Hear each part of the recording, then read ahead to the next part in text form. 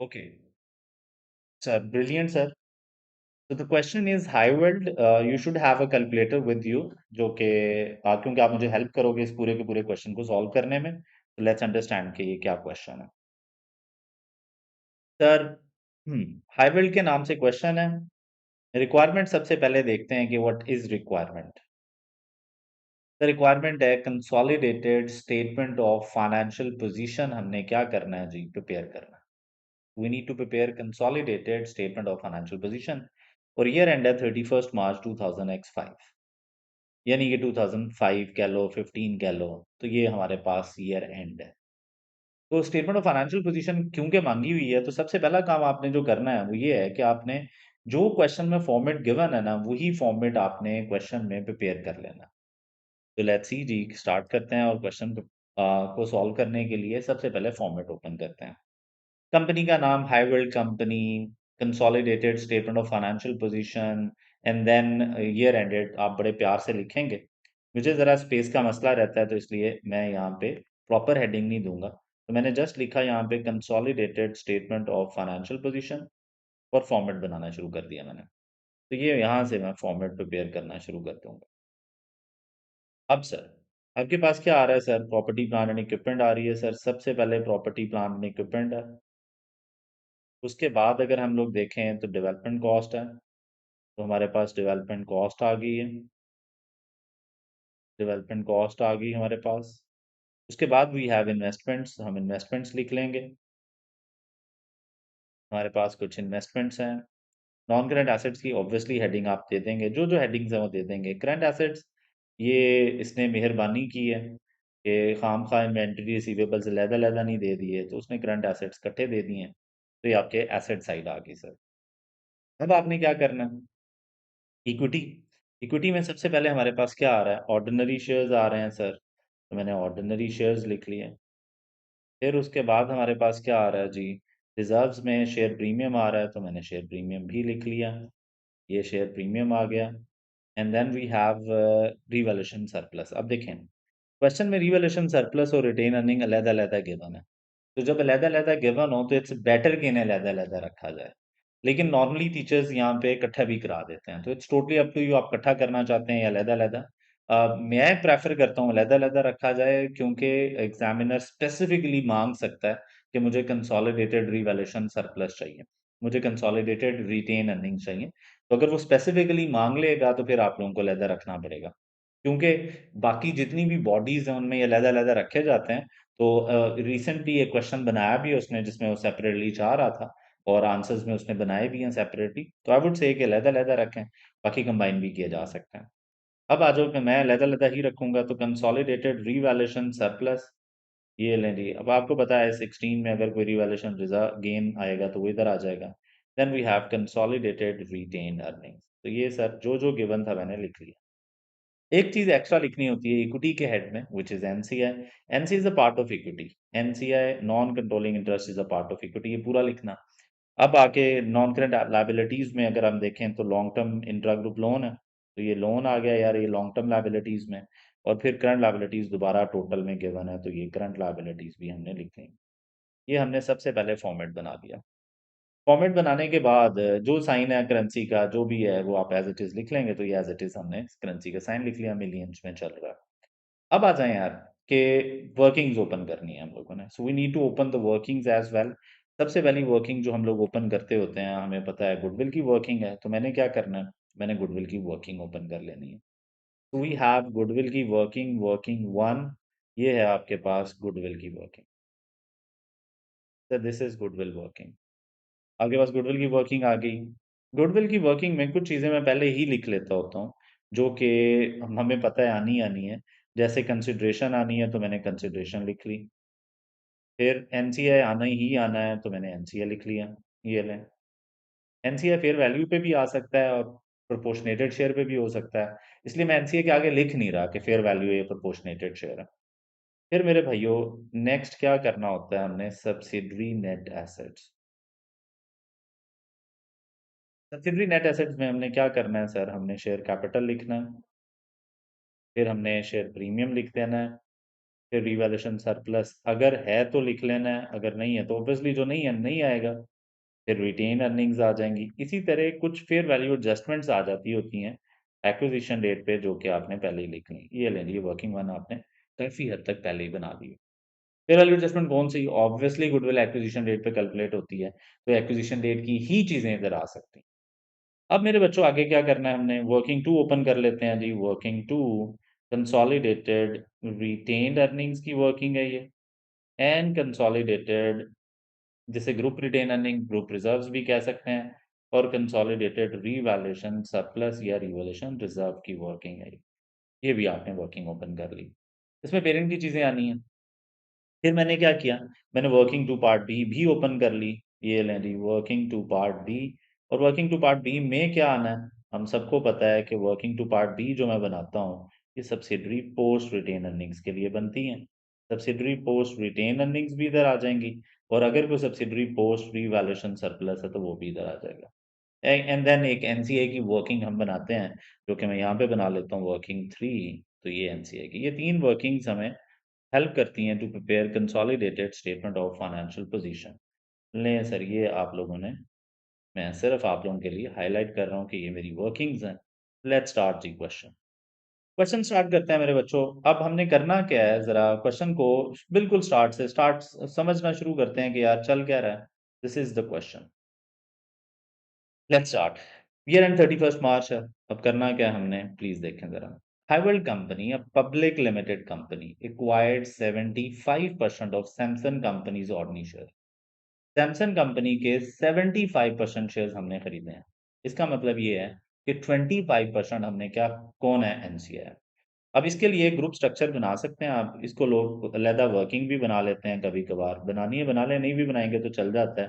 लेकिन चलें, खूबसूरती के लिए अच्छा है कि ग्रुप स्ट्रक्चर आप बना लिया करें। ग्रुप स्ट्रक्चर में आप सिर्फ ये बताएं कि पेरेंट कितने परसेंट है, एनसीए कितने परसेंट है, और कब एक्विजिशन हुई है।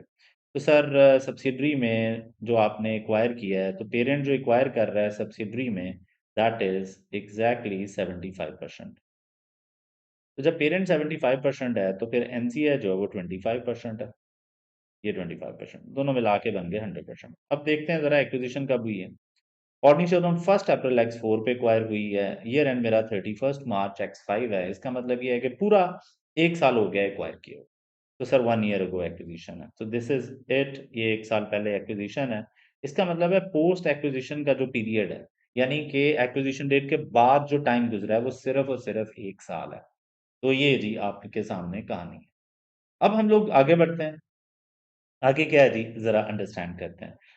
1 April Highveld company paid an immediate 3.5 million per share in cash. Sir आपने फौरन कैश पे कर दिया 3.5 पर शेयर दिया हुआ है। मुझे जानना है टोटल कितना पे किया। तो बड़ा आसान है सर, सब्सिडरी के शेयर्स में जाएं जरा, ये देखें सब्सिडरी सैमसंग का टोटल शेयर कैपिटल 80 मिलियन है।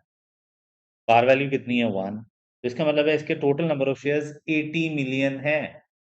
80 मिलियन में से हमने 75% एक्वायर किए हैं। तो अगर 80 मिलियन में से हमने 75% एक्वायर किए हैं, तो इसका मतलब क्या है? इसका मतलब ये है कि भाई 60 मिलियन आपके पास हैं शेयर्स। क्वेश्चन ओवरऑल मिलियंस में चल रहा है, तो हम भी कैलकुलेशन मिलियंस में रखेंगे। तो किस तरह किया, 80 मिलियन टोटल शेयर्स, उसका 75% सब सब हमने खरीदा है। 75%, तो 60 मिलियन शेयर्स हमने खरीद लिए हैं। तो सर हमने कितना कैश पे किया, सर हमने कितना कैश पे किया, तो 60 मिलियन इंटू 3.5 इमीडिएट कैश पे किया हमने। तो प्लीज बताएंगे आप कितनी वैल्यू बन रही है आपके सामने। तो the value would be, please, 60 into 3.5, it would be 210। ये 210 की कंसिडरेशन है। अब आगे क्या करना, एंड एग्री टू पे अ फर्दर अमाउंट ऑफ 108, और एग्री किया कि पे करेगा। एग्री टू पे a further amount of 108 million on 1 April X5। Sir 1 April X5 पे आप पे करेंगे, तो 1 अप्रैल X4 जो है वो एक्विजिशन डेट है। 1 अप्रैल X5 पे एक साल बाद पे करेंगे। एक साल बाद पे करेंगे तो इसको हम कहते हैं डेफर्ड कंसिडरेशन। तो ये डेफर्ड कंसिडरेशन है। तो डेफर्ड कंसिडरेशन में हमने अब क्या करना है सर, ये देख लें जरा। डेफर्ड कंसिडरेशन में हमें प्रेजेंट वैल्यू लेनी है, और जितना टाइम गुजर गया उतने टाइम की अनवाइंडिंग भी करनी है। जितना टाइम गुजर गया उतने टाइम की अनवाइंडिंग भी करनी है। तो प्रेजेंट वैल्यू कैसे लेंगे? सर आपने कहा जी 108 मिलियन और पे करेंगे 1 साल बाद, तो 108 मिलियन पे करेंगे 1 साल बाद। कॉस्ट ऑफ कैपिटल इज़ 1.08, लें जी 8% है तो -1 करेंगे आप, तो ये अमाउंट आ जाएगी आपके पास एग्ज़ैक्टली 100, ये हम पे करेंगे। टोटल कंसिडरेशन जो बनी दैट इज़ 310, ये 310 की टोटल कंसिडरेशन बन रही है। ओके, तो व्हाट्स नेक्स्ट नाउ? 310 अगर ये कंसिडरेशन बन रही है तो अब आगे क्या करें? सर आगे क्या करना है? सर आंसर है कि अगर टोटल कंसिडरेशन आपने 310 पे कर दी है, तो या करनी है तो उसकी मैंने प्रेजेंट वैल्यू ले ली है, तो अब आगे क्या है? ज़रा अगली लाइन बहुत ज़्यादा इंपॉर्टेंट होती है। This is really an important line. वो क्या है? वो कह रहा है Highveld company has only recorded the cash consideration of 3.5। Sir वो कह रहा है कि ये 210 जो है, ये 210 तो मैं रिकॉर्ड कर चुका हूँ। इसका मतलब है इसकी डबल एंट्री होती है डेबिट इन्वेस्टमेंट इन सब्सिडियरी या debit cost of capital, credit cash. Sir ये वो एंट्री बना चुका है। 210 की एंट्री बन चुकी है सर। पहला पॉइंट। दूसरा पॉइंट, क्रेडिट कैश हो चुका है। इसका मतलब ये है कि यार ये जो बैलेंस शीट में इन्वेस्टमेंट्स पड़ी हुई है ना, ये 210 इधर पड़ा हुआ है। इस 300 में 210 है। अच्छा, और क्रेडिट कैश, ये जो करंट एसेट्स हैं इसमें से कैश ऑलरेडी क्रेडिट हो चुका है। अब मेरा मसला ये है कि मुझे ये यहाँ पे नहीं चाहिए। I don't need this 210 here. मुझे ये 210 उठाना है और गुडविल की कैलकुलेशन में लेके जाना।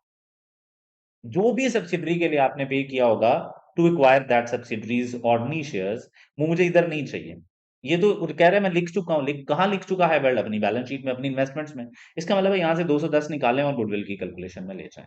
तो जो लिखा हुआ है वो इधर से निकाल के गुडविल में ले जाना। ओके, ले जाते हैं सर। आप तो जज्बाती हो गए हैं, बिल्कुल जज्बाती नहीं हुए। तो अब हमने करना क्या है मेरे बच्चों? ये इन्वेस्टमेंट में मुझे पता है कि 210 जो है वो इन्वेस्टमेंट इन सब्सिडरी है, तो ये 210 गुडविल में जाएगा। ओके, सर 100 का भी यही करेंगे। सर 100 रिकॉर्डेड नहीं है, वो आपने रिकॉर्ड करना है। आप रिकॉर्ड करके जहां जाना चाहिए वहां पे लिख लें। ये तो ऑलरेडी रिकॉर्डेड था, मैंने वहां से उठाया इधर ले आया। ओके, तो सर इसकी डबल एंट्री क्या बनती है? सर इसकी डबल एंट्री समझ लेते हैं। क्या डबल एंट्री बन रही है सर 100 की? जरा देख लेते हैं। हमने पढ़ा था कि डेबिट हम लोग करते होते हैं इन्वेस्टमेंट इन सब्सिडरी या कॉस्ट ऑफ कैपिटल को, गुडविल की कैलकुलेशन में चला जाएगा 100। क्रेडिट करेंगे हम डेफर्ड लायबिलिटी को, क्रेडिट करना है हमने डेफर्ड लायबिलिटी को। तो ये अमाउंट आ रही है आपके पास। अब कितनी अमाउंट आ रही है? 100 और 100। अब हमने क्या करना है? ये रिकॉर्ड किया मैंने। सर इसका डेबिट भी पोस्ट करेंगे, क्रेडिट भी करेंगे, क्योंकि ये रिकॉर्डेड नहीं है। कैश तो ऑलरेडी रिकॉर्डेड था, तो मैंने सिर्फ इन्वेस्टमेंट्स में से उठा के उधर भेज दिया। रिकॉर्डेड था, उसकी डबल एंट्री ऑलरेडी हुई हुई थी इन्वेस्टमेंट टू कैश। मैंने क्या किया? कैश बिल्कुल ठीक था, मैंने इन्वेस्टमेंट से उठाया, मैंने कहा गुडविल में जाना चाहिए, इन्वेस्टमेंट से उठा के उधर लिख दिया मैंने। अब मुझे क्या करना है? मुझे डेफर्ड कंसिडरेशन समझनी है। तो what should be the double entry investment subsidiary to deferred liability? 100 and 100। अब मेरे बच्चों आगे क्या करना है? अब क्योंकि 1 साल गुजर गया, जितना टाइम गुजर गया होता है प्रेजेंट वैल्यू को कैलकुलेट किए हुए हुए, उतनी देर की अनवाइंडिंग होती है, यानी उतनी देर का इंटरेस्ट बुक होता है। 6 माह हो चुके हैं तो 6 माह, साल हो चुका है तो साल, तो ये साल हो चुका है। तो मुझे अब क्या करना चाहिए? इसकी अनवाइंडिंग की डबल एंट्री पास करनी चाहिए। 100 का 8%, it will be 8। Double entry बनेगी डेबिट इंटरेस्ट एक्सपेंस। किसका इंटरेस्ट एक्सपेंस है? सर ये पैसे किसने देने हैं? पेरेंट ने देने हैं, ओल्ड ओनर्स को। इसका मतलब पेरेंट का एक्सपेंस है। ओके सर, क्रेडिट किसे करेंगे? डेफर्ड लायबिलिटी को, ताकि डेफर्ड लायबिलिटी अपनी ओरिजिनल वैल्यू पे पहुंच जाए। ये लें जी 8। तो लायबिलिटीज एसेट्स ये तो बैलेंस शीट में जाने हैं, इनकी तो लड़ाई नहीं। तो इसलिए दोनों एंट्रीज में, ये जो दो एंट्रीज हैं, ये तो दोनों मैंने लायबिलिटीज में ले जा, दोनों एसओएफपी में, बैलेंस शीट में, लायबिलिटीज में। But what about this expense? ये एक्सपेंस का क्या करना है सर? पेरेंट का एक्सपेंस है, पेरेंट के एक्सपेंस के लिए वर्किंग टू पार्ट ए हमने बनाई होती है, तो ये उधर चला जाएगा। तो लेट मी पोस्ट दिस। जरा और करते हैं इन्वेस्टमेंट इन सब्सिडरी, तसल्ली से पोस्ट करते हैं। इन्वेस्टमेंट इन सब्सिडरी की चीज गुडविल की कैलकुलेशन में, तो मैं यहाँ पे आया, कंसिडरेशन 210 में ले आया हूँ बैलेंस शीट से निकाल के कंसिडरेशन का, 100 में लेके आया हूँ डबल एंट्री से। टोटल जो कंसिडरेशन बनी दैट इज 310। सर ये कंसिडरेशन है सर, 310 की कंसिडरेशन। ओके, आगे डेबिट की एंट्री हुई है, सिर्फ डेबिट इन्वेस्टमेंट हुई है। 210 तो मैं उधर से निकाल के लाया हूं ना, उधर से ऐसे निकाल के इधर रख दिया। अच्छा सर, आगे सर, आगे क्या करें सर? सर अब अनवाइंडिंग डेबिट करनी है आप लोगों ने। वर्किंग टू पार्ट ए, ये वर्किंग टू पार्ट ए है, पेरेंट के सारे एक्सपेंसेस इधर आने होते हैं। तो अनवाइंडिंग ऑन डेफर्ड लायबिलिटी इधर आ जाएगी। तो ये लें जी, अनवाइंडिंग ऑन डेफर्ड लायबिलिटी इधर आ जाएगी। कितनी अमाउंट थी? 8 थी, तो ये कंसोलिडेटेड रिटेन अर्निंग को कम करेगी, एक्सपेंस था। क्रेडिट डेफर्ड लायबिलिटी की एंट्रीज क्या करनी है, क्योंकि आने वाले दिन में पे होनी है सर, आप ईयर एंड पे आ गए हैं, एक दिन बाद पे होनी है, तो जो लायबिलिटी एक दिन बाद पे होनी है उसको हम करंट लायबिलिटीज में लिखेंगे। तो करंट लायबिलिटीज के हेड में भी लिख सकते हैं, अलहदा हेड भी बना सकते हैं। तो डेफर्ड लायबिलिटी 100 से क्रेडिट हुई थी, बाद में 8 से अनवाइंडिंग से बढ़ी, और टोटल अमाउंट जो आ गई है वो 108 आ गई है। तो दिस इज 108। तो ये काम आपने करना था। अब आगे देखते हैं सर, आगे क्या स्टोरी चल रही है, इस बात को जरा समझ लेते हैं। तो ये यहाँ तक आप लोगों को तसल्ली होनी चाहिए, अगर कोई क्वेश्चन है तो पूछ सकते हैं, अदरवाइज जस्ट राइट ओके, ताकि हम लोग आगे बढ़ें please. Just right O, okay, जी, that would be enough. But if you have any question तो पूछ सकते हैं। Okay, fair enough. तो जो कंसिडरेशन रिकॉर्डेड है वो इन्वेस्टमेंट में से निकाल के ले गए गुडविल की कैलकुलेशन में, और जो रिकॉर्ड नहीं थी उसकी प्रॉपर एंट्रीज बनाई, और जहां जहां जानी थी चाहिए थी वहां पे पोस्ट की। पहले अब जो फर्स्ट जो पैराग्राफ है वो हो चुका है, बैलेंस शीट गिवन है आपको, साथ साथ रीड करते जाएंगे। Now we have further information. पहली इंफॉर्मेशन है, Highveld company has a policy, Highveld company has a policy of revaluing land and building to fair value at the date of acquisition. At the date of acquisition, acquisition date पे बात हो रही है भाइयों। तो at the date of acquisition, at the date of acquisition हमने क्या करना है, जरा और करें। At the date of acquisition क्यों बार बार बोल रहा हूँ, क्योंकि जो एक्विजिशन डेट की चीजें होती हैं सब्सिडरी के, वो गुडविल में जाती हैं, पोस्ट एक्विजिशन वाली पोस्ट में जाएंगी। तो ये बड़ा फर्क रखना होता है, इस वजह से इंपॉर्टेंट है। At the date of acquisition, subsidiaries land and building had a fair value 20 million higher than their carrying value at 31st March X5. This had increased by further 4 million. Ignore any additional depreciation. वगैरह depreciation को जरा थोड़ी देर के लिए side पे कराएं, सिर्फ fair value adjustments पास करें। फेयर वैल्यू एडजस्टमेंट अब 20 की एक्विजिशन डेट पे बढ़ गई थी, 4 आफ्टर एक्विजिशन बढ़ी है, तो मुझे डबल एंट्री बनानी पड़ेगी सब्सिडरी की। अब जरा एंट्रीज पे गौर करना है मेरे बच्चों में। डबल एंट्री बनेगी सर, डेबिट करेंगे आप लोग सबसे पहले, डेबिट करेंगे आप लोग प्रॉपर्टी प्लान एंड इक्विपमेंट को, लैंड बिल्डिंग कर लें, एक ही बात है यार। Debit property plan and equipment हो गया। सर क्रेडिट किसे करेंगे आप लोग? क्रेडिट करेंगे गेन, जो कि एक्विजिशन डेट का गेन है, गुडविल में जाएगा, प्री है। कितनी अमाउंट है सर? 20 एंड 20, तो ये अमाउंट जाएगी सर 20 एंड 20। ओके सर, दोबारा सेम एंट्री बनेगी, डेबिट करेंगे आप लोग प्रॉपर्टी प्लान एंड इक्विपमेंट को, क्रेडिट करेंगे आप लोग गेन को, और ये जो गेन है क्रेडिट करेंगे गेन, ये पोस्ट में जाना चाहिए, तो ये पोस्ट में जाएगा। Debit property plan and equipment, credit gain post में। अब हमने क्या करना है, हमने 4 ये करना है आप लोगों के पास, तो ये 4 और ये 4, debit property plan and equipment credit gain 4 and 4, तो ये इन्फॉर्मेशन है। अब ये पोस्ट में जाना है। अब ये प्रॉपर्टी प्लान एंड इक्विपमेंट का रिवैल्यूएशन सरप्लस है, सरप्लस जो है वो रिवैल्यूएशन सरप्लस में जाएगी, I16 का गेन है, तो इसके लिए क्योंकि हमने लेदर हेड बनाया हुआ है, उसने दिया हुआ है, तो उधर ही जाएगा।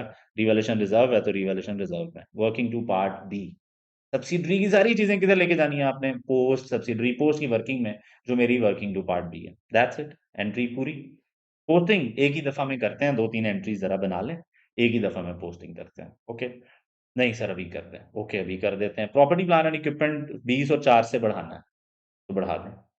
तो 20 और 4 से यहाँ पे आए, 20 यहाँ पे ऐड किया प्रॉपर्टी प्लान एंड इक्विपमेंट में, फिर 4 भी ऐड कर दिया। सर 24 इकट्ठा भी कर सकते थे, बिल्कुल कर सकते थे, कोई मसला नहीं है यार, ये तो बच्चों वाली बातें हैं। अब आप थोड़े बड़े हो गए, तो यस 24 भी लिखा जा सकता था। सर गेन एक्विजिशन डेट का कितना है? 24। एक्विजिशन डेट का गेन गुडविल की कैलकुलेशन में आना है, तो मैंने यहाँ पे property plan and equipment gain लिखा 20। सर यहाँ पे 24 कर सकते हैं? नहीं सर, एक्विजिशन डेट का गेन गुडविल में आता है, और आफ्टर एक्विजिशन जो गेन आता है वो जरा डिफरेंट जगह पे जाता है। तो क्या करना चाहिए अब हम लोगों को? ये गेन लिख लेना चाहिए, लेकिन आगे कुछ नहीं करना था। तो we have property plan and equipment का गेन, और प्रॉपर्टी प्लान एंड इक्विपमेंट के गेन को अब हम लोगों ने क्या करना है सर, जरा प्लीज देख लें। 20 का गेन है, तो मैंने इधर लिख दिया ये 20, एक्विजिशन डेट का गेन है। तो सब्सिडरी के नेट एसेट्स हमने यहाँ पे इकट्ठे करना है। जो पोस्ट है सब्सिडरी का, वो वर्किंग टू पार्ट बी में जाएगा यहाँ पे। तो property plan and equipment revaluation gain जो पोस्ट था वो इधर आ गया। नहीं नहीं, ये रिटेन अर्निंग में नहीं लिखना चाहिए, इधर लिखना चाहिए, क्योंकि रिवैल्यूएशन सरप्लस अलहदा है, तो इधर ही लिखना चाहिए 4। तो 20 भी रिवैल्यूएशन सरप्लस में होना चाहिए था। सर यहाँ पे कुछ रिवैल्यूएशन सरप्लस नहीं है। एक्विजिशन रेट की जितनी चीजें हैं वो सारा कुछ इकट्ठा ही है। Share capital, share premium, revaluation reserve, इनमें कोई फर्क नहीं, क्योंकि ये सारे आपने एक्वायर किए हैं और ये गुडविल की कैलकुलेशन में आएंगे, इसलिए फर्क नहीं पड़ता कि आप ये कहें कि रिवैल्यूएशन सरप्लस में ऐड होना चाहिए था या किधर होना चाहिए। आगे नेक्स्ट क्या करना है हम लोगों ने, जरा देख लेते हैं सर। अगली एंट्री पे चलते हैं। सबसे इंपॉर्टेंट एंट्री कौन सी है जी, अभी जरा आने वाली है, जो सबसे इंपॉर्टेंट है, जिसकी वजह से मैं क्वेश्चन करा रहा हूँ। बहुत अच्छी एंट्री। लेट्स अंडरस्टैंड जी कि अब हम लोगों ने इसमें करना क्या है। Let's understand ji.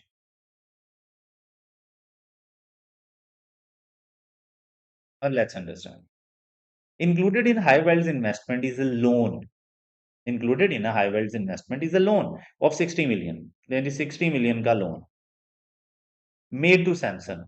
Very interesting कहानी। पेरेंट ने लोन दिया है सब्सिडरी को, पेरेंट ने लोन दिया है सब्सिडरी को, ये कहानी है सर। अब मेरे भाई पेरेंट ने सब्सिडरी को लोन दिया, तो ये क्या है? जी सर, क्या है बताएं जरा। बिल्कुल सही, सही सोच रहे हैं आप। आपस का लोन, इंट्रा ग्रुप लोन है। This is intra group loan. तो यार बच्चों, अगर अगर अगर अगर अगर अगर ये आपस का इंट्रा ग्रुप लोन है, तो ये तो खत्म होना चाहिए बुक्स में से, बिल्कुल खत्म होना चाहिए। वो कह रहा है हाई वेल्थ की इन्वेस्टमेंट में शामिल है ये 60 का लोन। तो मैंने जल्दी से कहा कि बनाओ एंट्री, तो मैंने कहा डबल एंट्री बनती है, लोन को डेबिट करते हैं।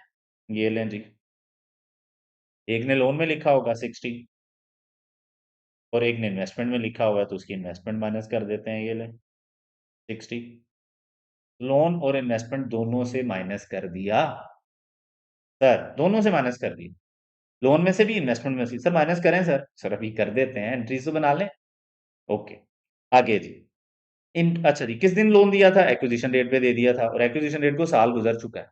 इंटरेस्टिंग कहानी चल रही है सर। अगर लोन दिए लिए 1 साल हो गया है, तो सर इसके ऊपर इंटरेस्ट भी तो 1 साल का ड्यू हो चुका है ना। इंटरेस्ट भी 1 साल का ड्यू हो चुका है। Okay, interest is payable annually in arrears. Interest जो है वो एनुअली पेएबल इन एरियर्स है, यानी सालाना बेसिस पे किया जाता है। Fair enough. Samsung company paid the interest due for the year ended 31 March X5। Samsung ने पे कर दिया, सब्सिडरी ने पे कर दिया है। पे कर दिया है तो इसका मतलब है पेएबल नहीं है, इसका मतलब है पेएबल नहीं है। अदरवाइज मुझे ये इंटरेस्ट पेएबल भी क्या करना पड़ता, शॉर्ट टर्म लायबिलिटीज में से एलिमिनेट करना पड़ता।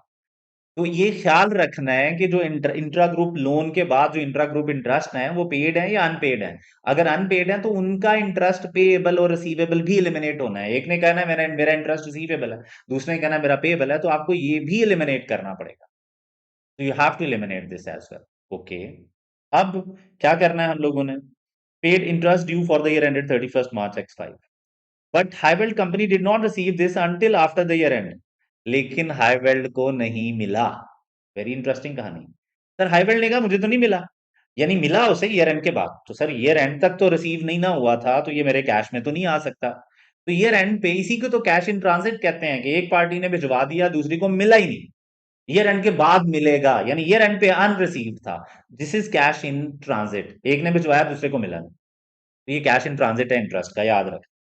अब Highveld company has not accounted for this accrued interest from Samsung, और इन्होंने एंट्री भी नहीं बनाई, एंट्री भी नहीं बनाई। तो सर एंट्री बनानी चाहिए, 60 के ऊपर रेट नहीं मिल रहा। सर रेट नहीं मिल रहा, क्या करें क्या करें? रेट किधर होगा? बैलेंस शीट में होगा यार, जहां पे लोन लिखा होता है। इतना घबराने वाली क्या बात? तो सर मुझे क्या करना चाहिए? मुझे 60 पे रेट देखना चाहिए, 10% रेट है।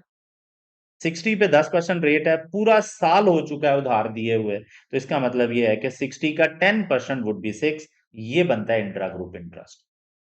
एक ने पे कर दिया, दूसरे ने रिसीव कर दिया। ओके, अब हमने करना क्या है मेरे बच्चों? अब एक की इनकम है, पेरेंट की। सब्सिडरी की क्या है? एक्सपेंस है। सब्सिडरी ने ये डबल एंट्री पास कर दी है, एक्सपेंस टू कैश। पेरेंट ने ये एंट्री पास ही नहीं की, तो मैंने क्या करना है? मैंने डबल एंट्री पहले पास करानी है, डेबिट रिसीवेबल, क्रेडिट इनकम। ये लें जी, इंटरेस्ट इनकम आपने बुक कराई 6 और 6 कैसे है, 60 का 10%, 6 ये एंट्री पास होगी। अच्छा, अब आपको पता चला इसने डबल एंट्री ऑलरेडी पास की हुई है, तो ये आपको पास करने की जरूरत नहीं है। जो आपने एंट्री जो नहीं हुई अभी तक वो करनी है। तो पेरेंट ने नहीं लिखा हुआ था, मैंने रिकॉर्ड कर लिया पेरेंट की बुक्स में। अब सर ये तो इंट्रा ग्रुप इनकम एक्सपेंस है, इंट्रा ग्रुप इंटरेस्ट एक्सपेंस जो है वो इनकम स्टेटमेंट में से एलिमिनेट होते हैं, इसलिए इनको दफा कराएं, इनको कुछ भी करने की जरूरत नहीं। अच्छा, हाँ, इस पे डिबेट हो सकती है कि इधर से होने चाहिए या नहीं होने चाहिए, और आजकल एक डिबेट चल भी रही है। तो लेकिन आपस की इनकम एक्सपेंस इनकम स्टेटमेंट में से एलिमिनेट होंगे, इधर जो हो चुका है बस हो चुका है। सर रिसीवेबल का प्रॉब्लम है सर, तो क्या करें? अब आपको पता है कि एक पार्टी ने कैश भिजवा दिया है, दूसरे को मिला नहीं है, ये रिसीवेबल बुक्स में नहीं रह सकता। अगर तो इधर पेबल होता, सब्सिडरी का पेबल होता, तो पेबल डेबिट क्रेडिट रिसीवेबल कर देते हैं, लेकिन पेबल डेबिट है ही हो ही नहीं सकता, क्योंकि वो तो पे कर चुके हैं। तो इसको तो कैश इन ट्रांजिट कहते हैं। तो सर कैश इन ट्रांजिट की डबल एंट्री होती है, जब कैश इन ट्रांजिट आए तो डेबिट पेबल करो, डेबिट कैश करो, क्रेडिट रिसीवेबल करो। पेबल तो एग्जिस्ट ही नहीं कर रहा, जितना था उन्होंने पे कर दिया। रिसीवेबल एग्जिस्ट कर रहा है 6, वो एलिमिनेट करें, और जो कैश इन ट्रांजिट है वो रिकॉर्ड नहीं हुआ, उसको रिकॉर्ड कर लें। ये सब डबल एंट्रीज बनानी है आपने। अब मेरे बच्चों ये दो डबल एंट्रीज जब आप बनाएंगे ना, ये दो एंट्रीज जब आप बनाएंगे, ये, तो इसका मतलब ये है कि आप इसका जो भी रिजल्ट है वो आपने पोस्ट करना है। जी सर, जो भी है, जो भी है, वो, ये सारा का सारी कहानी है। अब मेरे भाई पोस्टिंग कर देते हैं, लेकिन ये रिसीवेबल रिसीवेबल के साथ कैंसिल हो गया इधर ही एंट्री में। ये इनकम बुक होनी चाहिए, पेरेंट ने इनकम बुक करनी है, तो ये वर्किंग टू पार्ट ए में ले जाएं, और ये कैश कैश में जाके करंट एसेट्स में जाके ऐड करते हैं। तो ये दो पोस्टिंग में लेके जा रहा हूँ, पेबल था ही कोई नहीं, खत्म हो गया है, कैश या इनकम।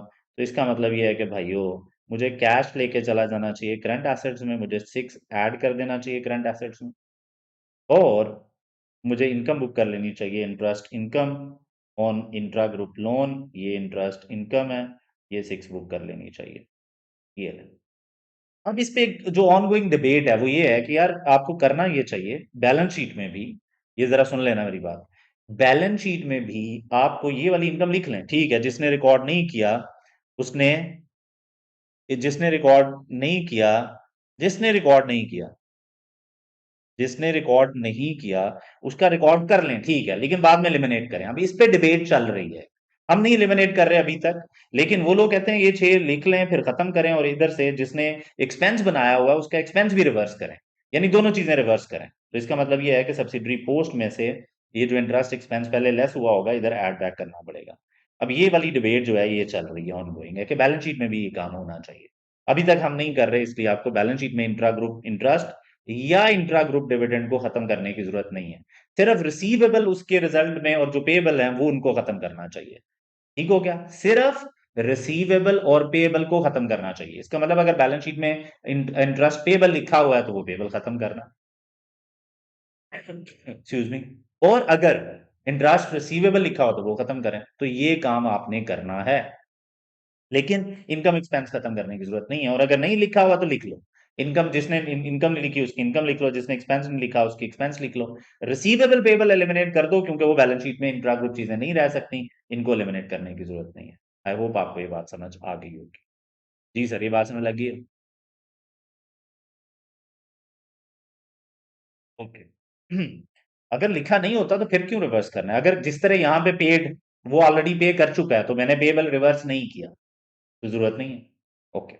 अब आ जाए यार जरा, तो सिर्फ intra group receivable, intra group interest हो या इंट्रा ग्रुप डिविडेंड्स हो, इफ दे आर अनपेड और रिसीवेबल पेबल एग्जिस्ट कर रहे हैं तो वो एलिमिनेट करने हैं, बाकी कुछ नहीं करना।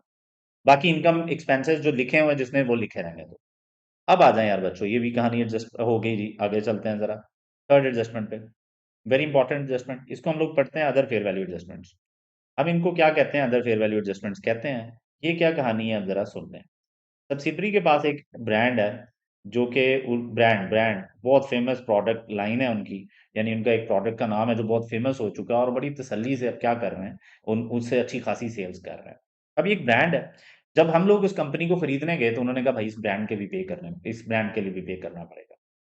अब जब IS 38 पढ़ोगे या अगर पढ़ चुके हैं तो आईएस 38 कहता है कि इंटरनली जनरेटेड ब्रांड्स नहीं लिख सकते, तो सब्सिडरी का ये इंटरनली जनरेटेड ब्रांड है जिसे वो रिकॉग्नाइज नहीं कर सकते, तो हमने रिकॉग्नाइज कर लेना है। क्योंकि एज अ पेरेंट हम क्या कर रहे हैं, हम उस कंपनी को खरीद रहे हैं, तो हमें इस ब्रांड के लिए भी पे करना पड़ता है। तो सब्सिडरी के इंटेंजिबल एसेट जो बुक्स में नहीं रिकॉग्नाइज लेकिन उनकी फेयर वैल्यूज हैं, आप उन्हें रिकॉग्नाइज कर लोगे। तो देखते हैं जरा। Samsung company had established a line of product under the brand name of Titan ware, यानी कि एक प्रोडक्ट लाइन है टाइटन वेयर सब्सिडरी की। Acting on behalf of Highveld Company, a firm of specialists placed a value of 40 million on the brand name with an estimated life of 10 years on 1st April X4। हमने एक consultant को कहा यार देखो जरा कितनी value है, उसने हमें कहा कि 40 मिलियन वैल्यू है, उसकी लाइफ 10 साल है। तो हम क्या करेंगे? The brand is not included in Samsung company statement of financial position, ये उनकी बुक्स में नहीं है। और भाई इसकी अगर फेयर वैल्यू है तो इट शुड बी रिकॉग्नाइज्ड। हाँ, हमने रिकॉग्नाइज कर लेना। तो ये अदर फेयर वैल्यू एडजस्टमेंट में हमने पढ़ा था। दो चीजें पड़ी थी, इंटेंजिबल एसेट्स ऑफ सब्सिडरी अगर रिकॉग्नाइज नहीं है, फेयर वैल्यू है लिख लो। Contingent liability of subsidiary at acquisition वो भी रिकॉग्नाइज नहीं होती, उसको भी लिख लो। तो ये दो चीजें हैं जिनको आपने रिकॉग्नाइज करना होता है। तो ये मेरी भाइयों एंट्री है, तो मैंने एंट्री क्या बनानी है? डेबिट करेंगे मैं इंटेंजिबल एसेट्स को, ये लें सर। क्रेडिट किसे करेंगे आप लोग? गेन को, जो गेन है ये एक्विजिशन डेट का गेन है सब्सिडरी का, तो 40 ये तो हो जाना है गुडविल की कैलकुलेशन में। इसकी जो मोटाइजेशन होती है उसकी डबल एंट्री होगी सर, कितनी देर की मोटाइजेशन? एक्विजिशन डेट से ईयर एंड तक। मोटाइजेशन टू इंटेंजिबल एसेट, ये अमाउंट है सर 40 डिवाइडेड बाय 10। तो ये मोटाइजेशन आ रही है आपके पास 4, ये मोटाइजेशन आ रही है आपके पास 4, तो ये अमाउंट आ रही है आपके पास पोस्ट में, क्योंकि ये एक्विजिशन डेट के बाद है। इंटेंजिबल एसेट्स में क्या करेंगे? इंटेंजिबल एसेट डेबिट करना है, बढ़ाना है। इंटेंजिबल एसेट क्रेडिट करना है, कम करना है। तो इसका मतलब ये है 40 और -4। इंटेंजिबल में ले जाएंगे इन और पोस्ट, आपको पता है सब्सिडरी का है, किधर जाना है? तो लेट्स अंडरस्टैंड जी। देखते हैं जरा इंटेंजिबल एसेट की हेडिंग है, नहीं है तो लिख लिख सकते हैं आप लोग। लेकिन ये इंटेंजिबल एसेट्स की हेडिंग यहाँ पे दे लेते हैं, इंटेंजिबल एसेट ब्रांड। तो ये यहाँ पे जगह छोड़नी चाहिए आप लोगों को, ये मेरी इंटेंजिबल ब्रांड जो है। तो 40 का आपने रिकग्नाइज कराया, 4 से हो रहा है अमोर्टाइज, तो जो बच गया वो 36 है। ये लेंगे, ये 36 इधर आ गया। 40 क्योंकि आपने गेन को रिकग्नाइज किया एक्विजिशन डेट पे, तो ये इंटेंजिबल एसेट का गेन इधर आ गया आपके पास।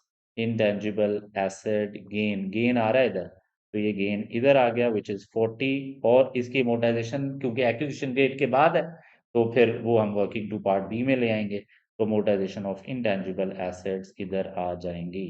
तो ये अमोर्टाइजेशन ऑफ इंटेंजिबल एसेट है, कितनी है जी? 4 है, तो ये 4 इधर आ जाएगी सर, ये इन्फॉर्मेशन। ये 4 पुराने वाला डिफरेंट है, ये 4 डिफरेंट है। ओके सर, ये 4 किस तरह कैलकुलेट किया आपने? सर 10 साल लाइफ है, 40 की फेयर वैल्यू एडजस्टमेंट है, तो मैंने क्या किया 40 डिवाइडेड बाय 10 किया है। 10 साल लाइफ है तो 1 साल की आ गई।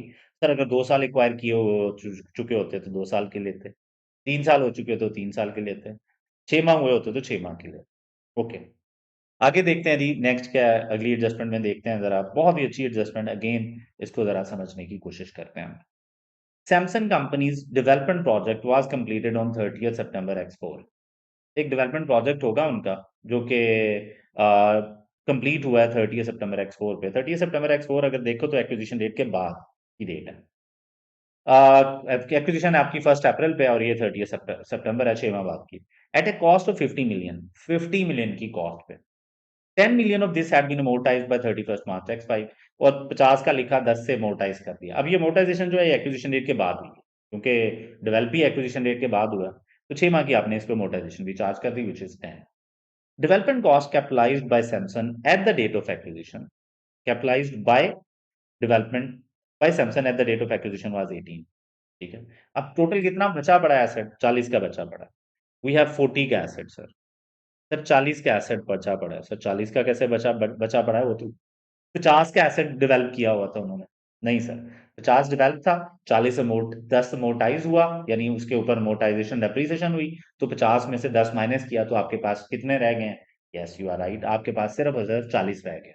50 में से 10 माइनस हो चुका है, तो आपके पास अब कितना है? सर आंसर है कि आपके पास सिर्फ और सिर्फ 40 बचा पड़ा। अब वो 40 में से कह रहा है कि एक्विजिशन डेट पे 18 था, तो इसमें से 18 प्री एक्ट डेट पे यानी एक्विजिशन डेट पे पड़ा हुआ था, यानी एक्विजिशन डेट से पहले ही एसेट बना पड़ा।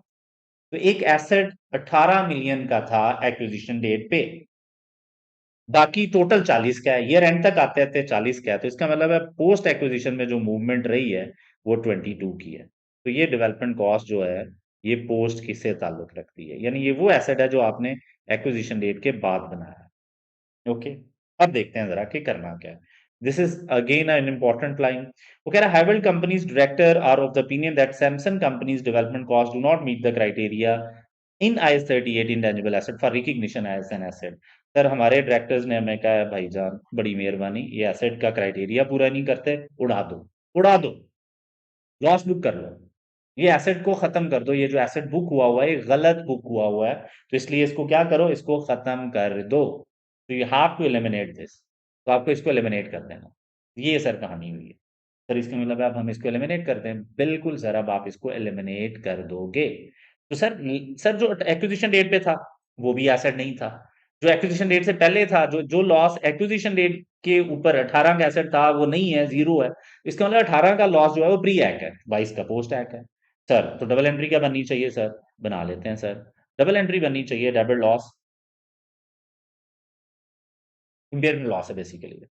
ओके, क्रेडिट किसे करेंगे हम लोग, या आप कह लो रेक्टिफिकेशन ऑफ एरर है, तो क्रेडिट करेंगे आप इंटेंजिबल एसेट जो कि डेवलपमेंट कॉस्ट के नाम से बुक भी है, इंटेंजिबल एसेट। कितना है यार, 40 एंड 40। लेकिन इस 40 लॉस के बारे में आपने हमेशा एक्सपेंस इनकम गेन लॉसेस आपने हमेशा डिसाइड करना है कि एक्विजिशन डेट का कितना है और आफ्टर एक्विजिशन कितना। तो यार बच्चों एक्विजिशन डेट का कितना है, 18। इसका मतलब ये है कि ये 18 जो है ये प्री एक्ट है, ये इसको आपने किधर ले जाना है, ये प्री एक्ट है, आपने इसको खत्म कर देना है प्री एक्ट में से, तो ये गुडविल की कैलकुलेशन में चला जाएगा। और जो पोस्ट एक्ट है इसका 22 का, वो वर्किंग टू पार्ट बी में सब्सिडरी का कोई भी एसेट, एक आपको पता है गुडविल की कैलकुलेशन में अगर एक्विजिशन डेट का लॉस है, आफ्टर एक्विजिशन का अगर लॉस है तो वर्किंग टू पार्ट बी में ले जाएंगे। ओके, अब मैंने क्या करना है, मैंने पोस्ट करना है सर, पोस्ट करें सर। इनटेंजिबल एसेट को आप क्रेडिट कर देंगे sir, development cost already book हुई हुई है, लें जी यहाँ से 40 आपने आके माइनस कर दिया, ये ले 40 यहाँ से माइनस हो। ओके, आगे, आगे सर यहाँ पे डेवलपमेंट कॉस्ट जो राइट ऑफ की है आपने, dev cost, this is not Devdas obviously, development cost जो आपने राइट ऑफ की है वो आ रही है, जी सर, डेवलपमेंट कॉस्ट जो राइट ऑफ की है वो आपने एक्विजिशन डेट पे 18 की है, तो ये लॉस इधर आ जाएगा 18 का। 22 का जो है वो आफ्टर एक्विजिशन हुआ है, तो ये डेवलपमेंट कॉस्ट जो राइट ऑफ की है वो वर्किंग टू पार्ट बी में आ जाएगी। तो this is development cost right of, मैंने की है तो ये अमाउंट आ रही है 22 की, तो ये 22 की इधर आ गई। दैट्स इट, ये एडजस्टमेंट थी, अच्छी एडजस्टमेंट थी कि क्राइटेरिया पूरा एसेट था ही नहीं, पहले एसेट एक्विजिशन से पहले भी बना चुके थे, बाद में भी थोड़ा बनाया है, तो ये जरा बड़ा मजेदार कहानी थी। लें जी, अगर क्वेश्चन है तो प्लीज पूछें, अदरवाइज जस्ट राइट ओके, क्योंकि बड़ी बेसिक सी बातें रह गई अब जो कि हम लोगों ने अब देखनी है जी। क्वेश्चन है या जस्ट राइट ओके अगर क्लैरिटी है यहाँ तक तो। Okay, next. अब हमने क्या करना है मेरे बच्चों, Samsung company sold goods to Highwell company during the year at a profit of 6 million. One third of these goods were still in inventory of Highwell. तो unsold जो goods होती हैं उनके ऊपर unrealized profit होता है, सारी goods के ऊपर तो नहीं होता। तो वो कह रहा है जी Highwell during the year और profit, लेकिन profit given है आपको, कितना profit कमाया था, unsold goods one third है, इसका मतलब one third unrealized profit है। तो मैंने क्या किया, मैंने 6 into 1/3 किया, तो 2 का unrealized profit है। अब अगर 2 का अनरियलाइज्ड प्रॉफिट है तो आगे क्या करें? दिस इज द क्वेश्चन, आगे क्या करें? Sir who is the seller, who is the seller, ये ढूंढना है।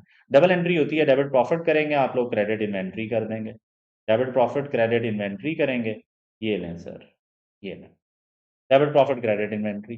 Sir who is the seller, Samsung company sold goods to Highveld, subsidiary is the seller, तो ये जो है ये वर्किंग टू पार्ट बी यानी सब्सिडरी पोस्ट में चार्ज हो जाएगा। तो अमाउंट कितनी है, 2 एंड 2। तो ये काम करते हैं, debit profit credit inventory post कर देते हैं। इन्वेंट्री क्रेडिट करना है आप लोगों ने करंट एसेट्स में से जाके, यहाँ से माइनस कर दें आप लोग 2, ये लें। करंट एसेट्स में 6 ऑलरेडी ऐड हुआ हुआ है, 2 मैंने और माइनस कर दिया। और जी unrealised profit, who is the seller, subsidiary was the seller, तो ये अनरियलाइज्ड प्रॉफिट ऑन इन्वेंट्री यहाँ से आपने माइनस कर देना है, तो ये मेरे बच्चों 2 आपने यहाँ से माइनस कर दिया। दैट्स इट, ये करना है जी आपने काम, दैट्स इट। आगे देखते हैं जी आगे क्या है। सर आगे एडजस्टमेंट देखें सर, जरा जूम इन करें। Impairment test on 31st March X5 year end पे on the consolidated goodwill concluded that it should be impaired by 20 million. No other assets were impaired. Goodwill पे 20 million का नुकसान हो गया है। अब गुडविल की जो इम्पेयरमेंट लॉस की जो डबल एंट्री होती है ना बच्चों, वो इम्पेयरमेंट लॉस टू गुडविल होती है। डेबिट आप करते हो इम्पेयरमेंट लॉस, ये लें, और क्रेडिट करते हो आप लोग गुडविल, ये लें सर, क्रेडिट गुडविल करते हैं। इम्पेयरमेंट लॉस कितनी है? 20। क्रेडिट गुडविल कितनी है? 20। तो ये काम आपने करना। अब अगर अगर पार्शल गुडविल होगी, अगर पार्शल गुडविल होगी तो ये एंट्री तो यही रहनी। तो ये सारा का सारा वर्किंग टू पार्ट ए में चला जाएगा, यानी पार्शल गुडविल में ये सारा का सारा सीआरई का लॉस होता है। सारा सीआरई में ले जाना है, डेबिट की entry.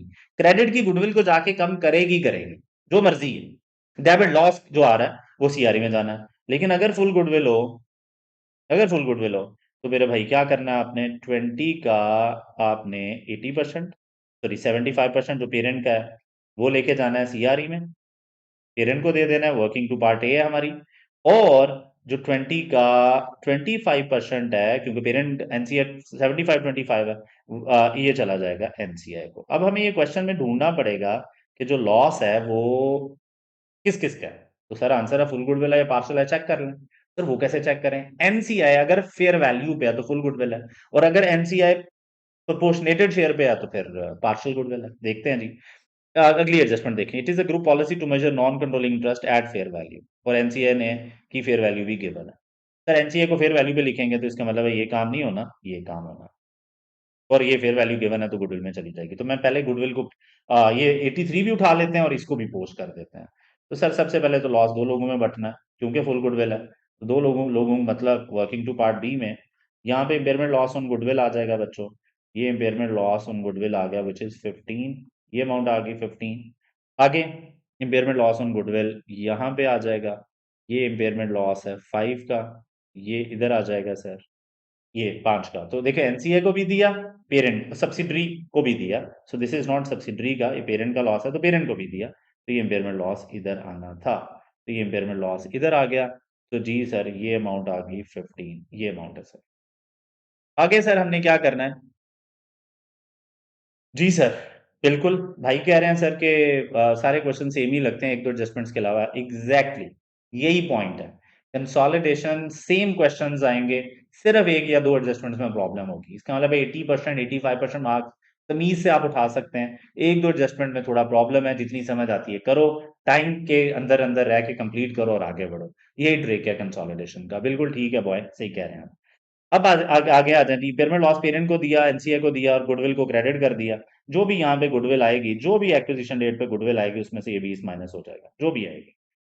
Fair value of NCI given थी व्हिच वाज एक्चुअली 83। तो मैंने क्या किया, फिर एनसीआई एट फेयर वैल्यू यहाँ पे लिख ली विच इज 83। ये ले ली, ये भी आ गई। दैट्स इट, क्वेश्चन खत्म। सिर्फ बैलेंसेस को बैलेंस करना है आपने। देख लेते हैं किस तरह बैलेंस करना है। सर सबसे पहले property plan and equipment given है आप लोगों को। 420 लें प्लस 320 कर लें, 420 प्लस 320, ये लें सर। फिर सर डेवलपमेंट कॉस्ट आ रही है जी आपके पास। मैं थोड़ा जूम इन और जूम आउट कर देता हूँ और ताकि नजर आता रहे। सर ये 40 लिख रहा हूँ मैं, पेरेंट का नहीं था, सिर्फ ये लें, ये वैसे ही जीरो हो गया। फिर हमारे पास इन्वेस्टमेंट्स आ रही हैं 320। तो इन्वेस्टमेंट्स में 300 लिखा मैंने इधर, 20 लिखा इधर मैंने। इंट्रा ग्रुप लोन एक मैं लिखना पोस्ट करना भूल गया था, 60 वो माइनस किया इधर। जो भी इन्वेस्टमेंट की वैल्यू है वो आ जाएगी। ओके, आगे सर नेक्स्ट है हमारे पास करंट एसेट्स 133। तो करंट एसेट्स आ गए 133 का करंट एसेट्स हैं, और 91 के करंट एसेट्स हैं। तो ये टोटल आ जाएगा आपके पास। ऑर्डिनरी शेयर्स सिर्फ और सिर्फ पेरेंट के आते हैं, तो पेरेंट का ऑर्डिनरी शेयर्स 270 है, तो ये 270 ऑर्डिनरी शेयर्स आ गए। शेयर प्रीमियम भी सिर्फ पेरेंट का आता है, तो शेयर प्रीमियम भी सिर्फ पेरेंट का आ गया। पेरेंट की जो रिवैल्यूएशन सरप्लस है वो चला जाएगा वर्किंग टू पार्ट ए में, और कंसोलिडेटेड रिटेन अर्निंग में। और जो इनकी टोटल रिटेन अर्निंग है ईयर एंड पे, साल के शुरू का अलहदा बैलेंस गिवन है, प्रॉफिट फॉर द ईयर अलहदा गिवन है, इसका भी क्या करेंगे, इन दोनों को ऐड करेंगे, ये 350 बना, ये चला जाएगा कहाँ पे, वर्किंग टू पार्ट ए में। 350 एंड 45 उधर ले जाते हैं, 350 एंड 45। तो ये 350 पेरेंट की रिटेन अर्निंग है, एंड 45 पेरेंट का रिवैल्यूएशन सरप्लस है। तो ये लेंगे, ये पेरेंट ईयर एंड की retain earning and year end का रिवैल्यूएशन सरप्लस। ओके, आगे चलते हैं मेरे भाई। नेक्स्ट क्या करना है हम लोगों ने, देख लेते हैं सर। सब्सिडरी की इक्विटी एंड पे देखते हैं। इंट्रा ग्रुप लोन 10 था 60, तो ये 0 प्लस 60, 0 पेरेंट का था, 60 माइनस 60 इंट्रा ग्रुप था सारा, ये एलिमिनेट कर दिया हमने वैसे ही। और करंट लायबिलिटीज में 108 आ रहा है आपके पास एंड 81 आ रहा है हमारे पास, तो मेरा ख्याल है ये टोटल बन जाएगा 189। जी बिल्कुल जी, 189 बन जाएगा। That's it. अब जी सिर्फ सब्सिडरी की इक्विटी, शेयर कैपिटल गिवन है, शेयर प्रीमियम गिवन है, ये रिटेन अर्निंग्स दो हिस्सों में पहले ही बटी हुई है, ये एक्विजिशन रेट की गिवन है, ये इस साल का प्रॉफिट पोस्ट है सारा, क्योंकि एक साल हुआ है एक्वायर किए हुए। तो इसको देखते हैं जी, 80 और 40 लिखते हैं गुडविल की कैलकुलेशन में। तो 80 शेयर कैपिटल है सब्सिडरी का, 40 शेयर प्रीमियम है सब्सिडरी का, रिवैल्यूएशन सरप्लस नहीं है, रिटेन अर्निंग एक्विजिशन डेट की 134 है, और जो 76 पोस्ट है वो किधर की है, वो इधर आ जाएगी 76 पोस्ट। आई थिंक सिर्फ 76 है। जी बिल्कुल जी, 76 ही है। दैट्स इट गाइस, ये था कहानी। अब सिर्फ और सिर्फ एड लेस करना है। तो जी अब्दुल्ला, हम मिलके सॉल्व कर रहे हैं, हम टोटल कर रहे हैं हम इसको। तो सबसे पहले इन वर्किंग्स को फाइनल कर रहे हैं आप। तो मुझे प्लीज जरा सब्सिडरी के नेट एसेट्स बताओ कितने आ रहे हैं, जल्दी से। मैं भी कैलकुलेट करता हूँ आपकी के साथ साथ।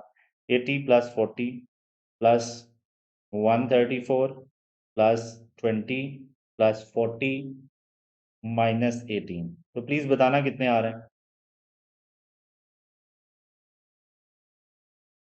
मेरे पास 296 आ रहा है।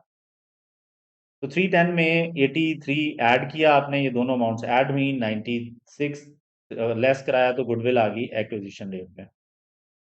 गुडविल एट एक्विजिशन 296 ही आ रहा है। कितनी आ रही है गुडविल सर? 310 प्लस 83 माइनस 296, तो ये अमाउंट आ रही है 97। सर 97 की गुडविल आई, एक्विजिशन रेट पे गुडविल वाज 97। उसके बाद इम्पेयरमेंट लॉस उसमें से आया, कितने का लॉस आया था? 20 का, और जो गुडविल बच गई है दैट इज 77।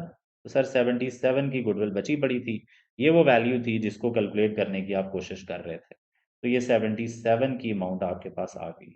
गुडविल, गुडविल किधर जाती है सर? बैलेंस शीट में। कहाँ पे सर? नॉन करंट एसेट्स में। तो यहाँ पे हम लोग क्या कर देंगे, गुडविल लिख देंगे। तो ये लेना चाहिए, गुडविल यहाँ पे आ गई 77।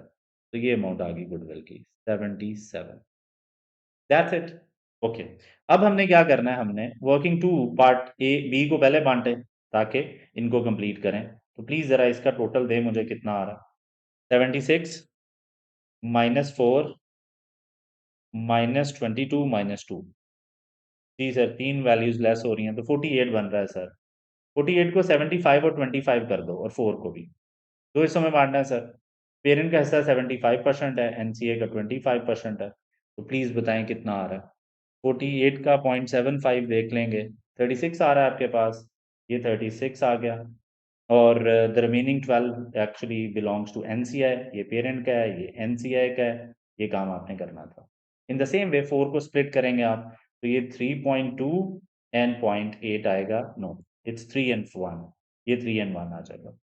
ये पेरेंट का है यार बच्चों, ये पेरेंट में चला जाएगा 36 एंड 3, तो ये 36 एंड 3 इधर आएगा, ये लें। और ये जो 12 एंड 1 है ये इधर आ जाएगा। Subsidiary post retain earning and subsidiary post OCE, ये लें सर, सब्सिडरी पोस्ट ओसी, ये अमाउंट आ गई सर। ओसी मतलब रिवैल्यूएशन सरप्लस, लें जी, रिवैल्यूएशन सरप्लस को ओसी, अदर कंपोनेंट्स ऑफ इक्विटी भी कहते हैं।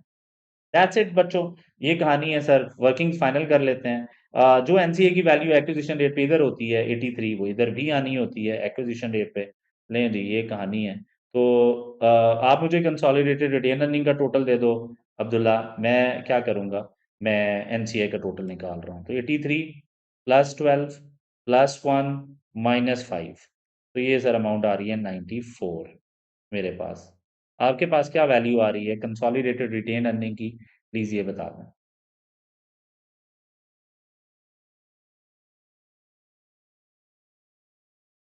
अच्छा, ये कितना आ रहा है? ये 48 आ रहा है, तो ये तो 48 लिखे। 350 -8 प्लस 6 -15 प्लस 36, 429। मेरे पास 429 आ रही है, प्लीज देखें जरा, ये आखिरी 36 आप शायद ऐड करना भूल गए हैं। सब्सिडरी पोस्ट, देखें मैं गलत कर रहा हूँ या आप? 66 कहाँ से आया जी? बिल्कुल जी, मैं गलत कर रहा हूँ, आपका ठीक है 369, ये 369 ही आ रहा है, ये ना। तो बुक 350 -8 +6 -15 +36 369 बिल्कुल जी। दैट्स इट गाइस, क्वेश्चन खत्म। 94 एनसीए का इधर आ जाएगा सर, ये 94 इधर आ गया एनसीए का। कंसोलिडेटेड रिटेन अर्निंग आ गई 369 और 48 आ गया consolidated revaluation reserve. That's it, goodwill हम लिख चुके हैं, कहानी खत्म। सिर्फ और सिर्फ एसेट्स का टोटल रहता है। तो आप कर रहे हो प्रॉपर्टी प्लान एंड इक्विपमेंट का टोटल, डेवलपमेंट कॉस्ट पहले ही जीरो हो चुकी है, इन्वेस्टमेंट्स का टोटल आप एसेट साइड के टोटल दे रहे हैं मुझे, मैं लायबिलिटी साइड का टोटल कर रहा हूँ। तो यहां तक मुझे चाहिए करंट एसेट्स का टोटल चाहिए, मेनली पीपीई का चाहिए, और इन्वेस्टमेंट अगर कोई बची पड़ी है तो ये वाली साइड आ रही है बच्चों 270 +8 80 +48 +369 +94 +189 एंड +108। ये वाली साइड आ रही है 1158, ये वाली साइड 1158 आ रही है। ये ले, आपके पास प्रॉपर्टी प्लान एंड इक्विपमेंट कितने आ रहे हैं? 20 +4, मैं जरा थोड़ा जूम इन कर लूँ, 20 +4 +420 +320, तो अमाउंट आ रही है 764, 764 बिल्कुल जी, 764 ही है। गुडविल 77 आ गई, डेवलपमेंट कॉस्ट खत्म हो गई, इन्वेस्टमेंट जो बची बची पड़ी हैं 300 टोटल इन्वेस्टमेंट थी, सब्सिडरी की 20 थी, और आपने जो माइनस किया है वो 270 है। तो 50 की इन्वेस्टमेंट्स बची रह गई हैं, जो बची रह गई हैं वो रहेंगी बुक्स में। करंट एसेट जो आ रहे हैं हमारे पास वो आ रहे हैं 133 आ रहे हैं करंट एसेट्स, +91 आ रहे हैं, +6 -2 आ रहे हैं, तो ये अमाउंट आ रही है 228। देखो तो ये सारी साइड इक्वल है या नहीं है, प्लीज बताएं। No it's okay. अब जी 228 +36 +50 +77 +764, देखें जरा प्लीज कितना आ रहा है ये सारी की सारी वैल्यूज।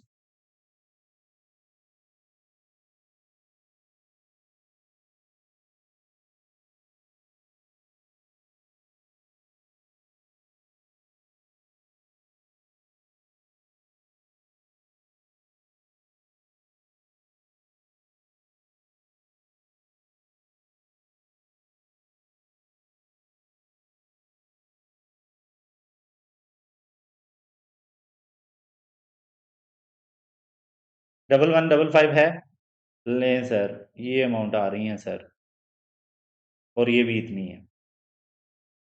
1158 है या 1155 है? 58 है। तो ये था यार क्वेश्चन, ये कहानी है, तो प्लीज देख लें जरा, अगर कोई हल्की सी कैलकुलेशन गलत हुई है तो हुई है, जो कि हम लिखना भूल गए हों, बाकी सारा का सारा क्वेश्चन हम लोगों ने ठीक कर लिया था जी। डन है, सिर्फ कैलकुलेशंस आप लोगों ने अब चेक करनी है। सर इस एडजस्टमेंट का बता दें, investment income is exempt from tax and had been recognised in August 2016 and received in September. Okay, so that's it, अभी के लिए ये क्वेश्चन था गाइस। सिर्फ कैलकुलेशंस एक दफा इंश्योर कर लेना, कोई हो सकता है कैलकुलेशन मिस होगी हो। Now we are moving towards बच्चों के क्वेश्चंस, तो thank you so much, stay blessed. Question के लिए अल्लाह हाफिज।